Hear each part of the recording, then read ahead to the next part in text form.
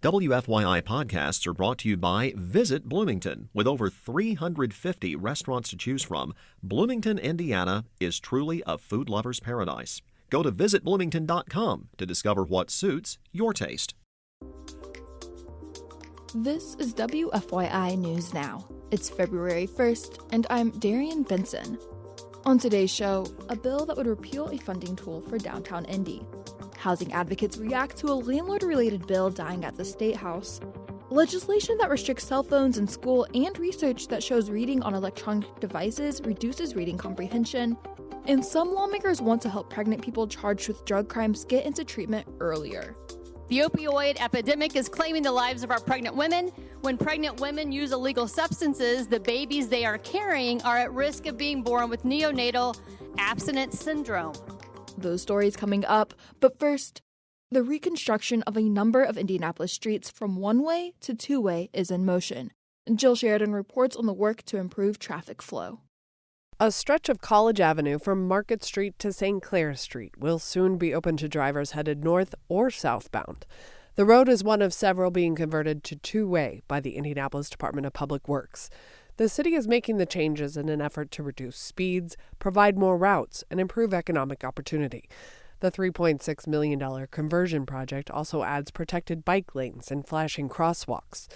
2 more downtown roads to receive two-way upgrades include stretches of New York and Michigan streets. The city says the community has advocated for the change for years. The project will start this spring and includes a partnership with Citizens Energy to replace hundreds of lead service lines. I'm Jill Sheridan.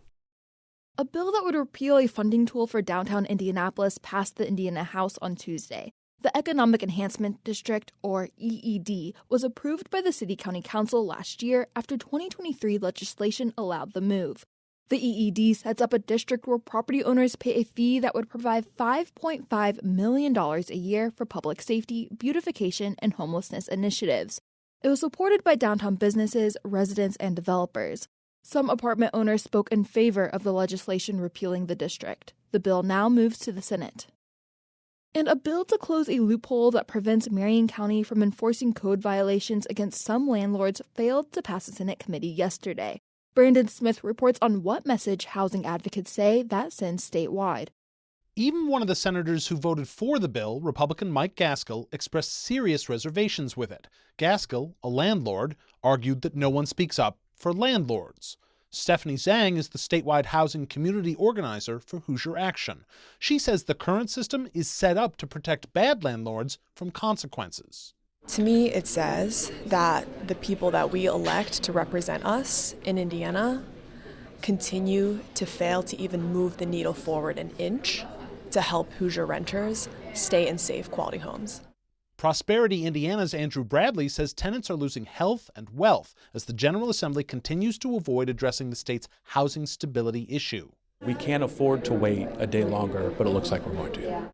For Indiana Public Broadcasting, I'm Brandon Smith at the State House. A bill that restricts the use of cell phones by students in classrooms unanimously passed the Senate Tuesday and will now head to the House. Kirsten Adair reports the bill would require public schools to make rules about wireless communication devices. In addition to cell phones, the legislation would restrict students from using tablets, laptops, and gaming devices during instructional time unless approved by a teacher for educational purposes. There are exceptions, like in the event of an emergency or if a student requires a device to manage their health care. Senator Jeff Rotz, the bill's author, says this bill is a way to reduce distractions and improve student outcomes. There's all kind of data out there that show that it's distractive to learning, and as we try to increase outcomes in the state, this is one way I believe that we can accomplish that. Rotz says there is still ample opportunity for educators to utilize technology in their classrooms. For Indiana Public Broadcasting, I'm Kirsten Adair. And some new research related to that bill. A study out of Indiana University found that reading on electronic devices reduces reading comprehension. Denise Frazier is an assistant professor of education at IU East. She says while technology in the classroom can be good, distraction is a concern. Children do surface reading on those, and that's what's impacting comprehension because they're used to using them for leisure. Children also may get distracted by the hyperlinks that devices offer, causing them to go off on tangents. In 2021, about 91% of district leaders reported that students used an electronic device. And for our final story today, lawmakers want to get pregnant people who have been charged with drug crimes into treatment earlier.